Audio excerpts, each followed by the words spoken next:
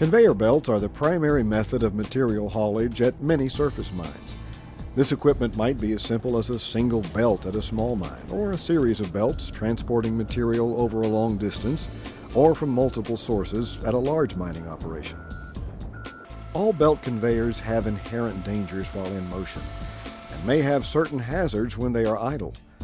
The risk to workers can be reduced by following safe work practices during operation and maintenance, and by installing proper physical safeguards on the equipment. Although conveyors vary by size, tonnage capacity, and speed, the basic safety practices required at mines are very similar throughout the industry. A number of fatal accidents and serious injuries involving conveyor belts have occurred each year for decades. These accidents occur while performing work activities such as inspections, making adjustments, minor and major maintenance, and cleaning. These accidents happen despite the awareness of the danger presented by the conveyor equipment. Attitude has a lot to do with your job performance. Don't bring your problems, worries, or preoccupations with you to the job. This will only increase the possibility of injury. Concentrate on your job and doing your job safely. Conveyor belts and equipment should be included in the workplace examination performed each shift. Such examination would reveal any conditions that might affect the safety of workers. A competent person conducting the examination would focus on all items covered by the MSHA standards that pertain to belt conveyors, and all are equally important. A properly designed and installed guard is substantial in construction, can withstand shock and vibration, is securely mounted in place, and prevents persons from reaching under or around the guard to access moving parts. Guards with holes or sharp edges can actually cause injury and shall be repaired or replaced. Many operators color code guards to make it obvious when one is not installed. Areas where overhead drive belts are located may be hazardous, especially if a belt breaks and the ends whip off the pulley. Suitable guards should be installed if it is determined that a hazard exists. Safe access is necessary to conduct a proper equipment examination. This is best facilitated by crossovers, fixed ladders, stairways, and platforms that provide sound footing as well as handholds to retain balance. These access structures should be equipped with proper handrails and toe boards if required. If portable ladders are used to access elevated areas, they should be manufactured to be of the proper height to avoid overreaching, be well maintained, and placed on solid footing. Of course, the worker should ensure the ladder will be placed away from machine and electrical hazards, and tie off the ladder if needed to prevent tipping. Many unguarded conveyors have travelways immediately adjacent to the belts. In this situation, emergency stop devices should be positioned along the length of the conveyor so any person falling on or against the conveyor can deactivate the drive motor and stop the belt. Without the emergency stop devices, the entire length of the travelway should be equipped with railings to prevent persons from falling on the conveyor. This railing, however, is not a guard, so inadvertent contact with the conveyor may still be possible, making the emergency stops a sound safety feature. I'm 32, I have 5 kids, and I broke my wrist and I fractured my elbow. I got 2 metal plates in my arm now. Torn muscles and tendons in my arm from a mine accident. The miner was using an aerosol can of belt dressing, and he was reaching around the guard. And my clothing got caught on the, with the head pulley, and it caught my arm up. The miner was wearing 5 layers of clothing that day due to it being cold weather, and I feel that the having those layers gave his arm some protection. As fast as that head pulley goes, that's as fast as it snatched me. It pulled him on top of the conveyor. And I was constantly moving forward. So as it moved me forward, I was able to turn the stop button off. He reached to the stop button and stopped the conveyor before he fell into the mixing hopper. Had he fallen into the hopper, injuries certainly would have been fatal. If you're assigned to work around moving parts, before you attempt to do any job, make sure those moving parts are guarded. If you're going to have to remove guards, be sure you lock and tag out that equipment before you do any work. The workplace examiner should consider that flying or falling materials are a hazard to persons when crushers, conveyors, or screens are operating. The potential for this hazard should be assessed and protection such as guards or shields should be installed. Repairs or maintenance of machinery or equipment shall be conducted only after the electrical power has been de-energized and the equipment is blocked against any motion. The MSHA electrical standard requires that power switches be physically locked out by the person doing the work, and warning notices or tags be posted at the power switch to advise all affected persons that the work is being done. Locks should have only one key that is controlled by the person performing the work. Once locks and tags are applied, activate the start switches to verify that the power is turned off. Remember, a tag alone does not ensure the safety of a person working on equipment. Locks and tags should be removed only by the persons who install them or other authorized persons as part of the lockout and tagout program. Using an emergency stop device as a lockout means is not permitted. Electricity is not the only energy source that may be present at a conveyor belt during maintenance or repair. A detailed risk assessment of the environment and machinery should be done before any work takes place.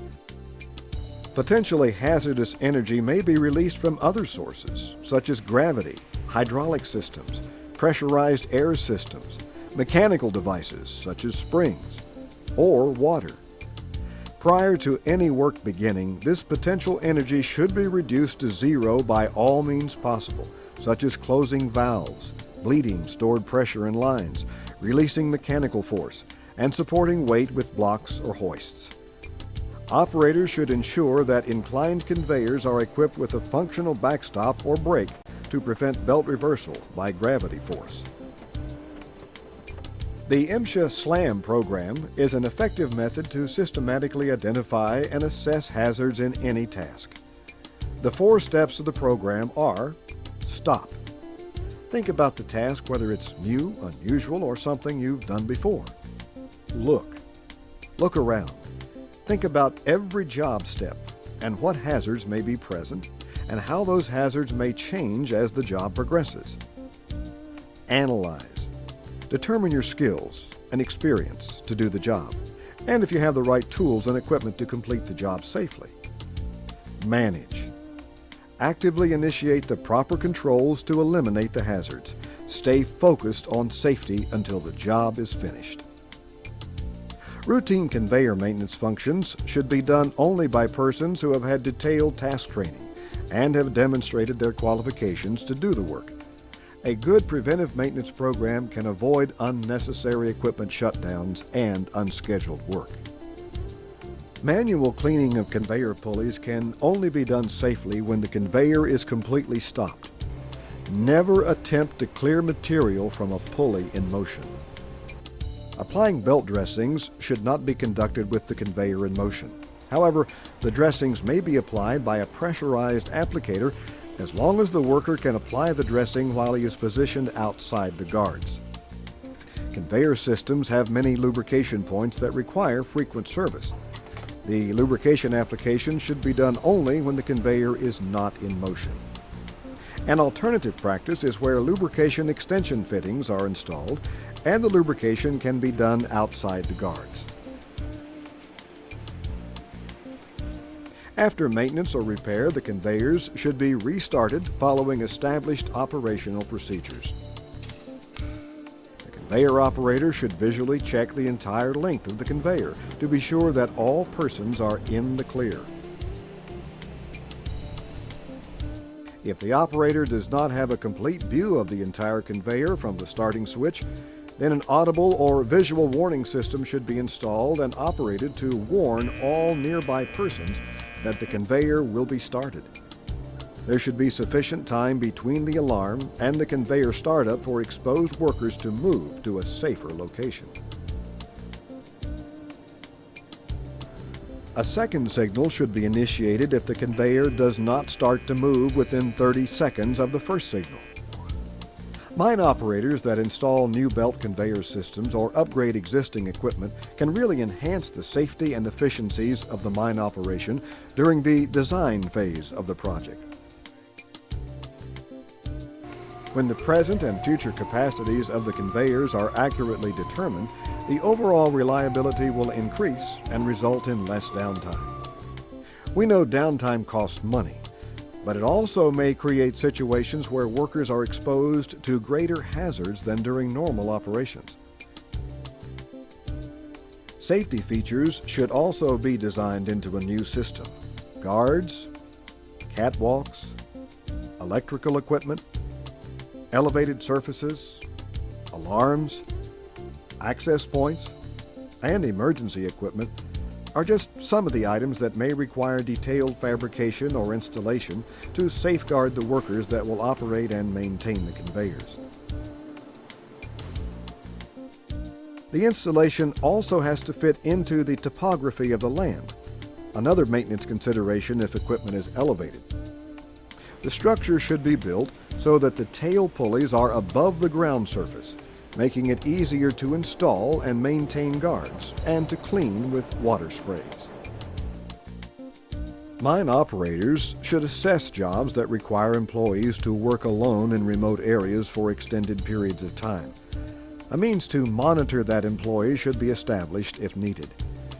Early in the design phase, MSHA can be a good resource in providing information on compliance issues pertaining to the new installation. A comprehensive review can address all aspects of equipment and operations, including health matters such as noise and dust. Prior to putting the equipment into production, operational procedures and safety practices should be thoroughly reviewed with all miners to ensure that they are clearly understood. This information should be incorporated into a training program and/or a procedures manual for training new miners and newly hired experienced miners. Many persons that were caught in belts or pulleys were performing routine tasks that they have performed for many years. Situational awareness around operating machinery and machine guards are the primary defense against accidents.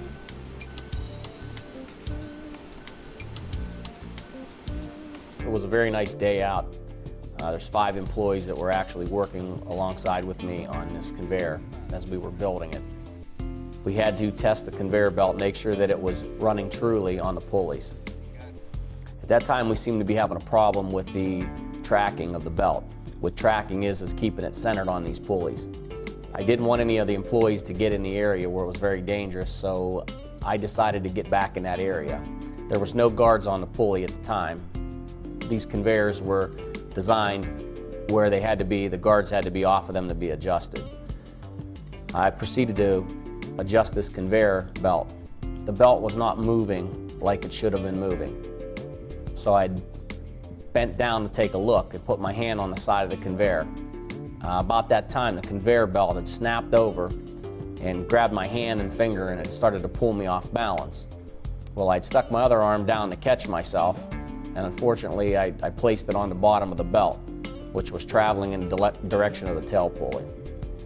It pulled me right into the tail pulley, where it then had started to sever my arm as it went up around the pulley between the belt and the drum itself. And at that time, the only thing I could do is protect myself from going in head first.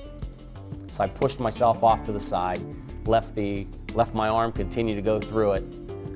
It went as far as it could go, and then that's when it severed it. It pulled the arm apart. I did pick the body part up. I did know I was losing a lot of blood at the time. I had hollered for the employees. Had one of them jumping straight up and down. The other one had shut the conveyor off. One in particular was my brother. He was just in shock. He just backed away from me. And the closer I walked towards him, the further he backed away from me. So I then went to another employee, told him take their belt off and get this tied off. The arm was actually severed at the elbow in this area here where it had taken it completely off, and up under the armpit when it twisted it tried to pull it out of the chest cavity. So as high as we got the belt up here, we were able to stop the bleeding. One fellow had went and called emergency assistance to come in, and he proceeded to take me over to an area where I could lay down. You really don't save any money by taking shortcuts and being unsafe. Emergency medical services responding from outside the mine should know how to reach the site without delay. It was about 6 o'clock in the evening. We had busted a belt on a conveyor system on a hopper, and it had spilled all the material in around the conveyor system. And as it came down, it filled in around the belt. We pulled all the material away from the belt as we could, went ahead and fired back up the asphalt plant. And when we did that, there was still a large amount of material laying around the conveyor system. So after we got the material up and going, I was back there shoveling out from underneath the kit, probably 5-6 foot from the tail pulley. And as I was shoveling out from around that conveyor system, I had a large pair of cuff gloves on. And when I was back there shoveling, the fasteners on the conveyor system actually grabbed my glove, sucked me back into the tail pulley. And at that time, there was no guarding at all on the tail pulley itself.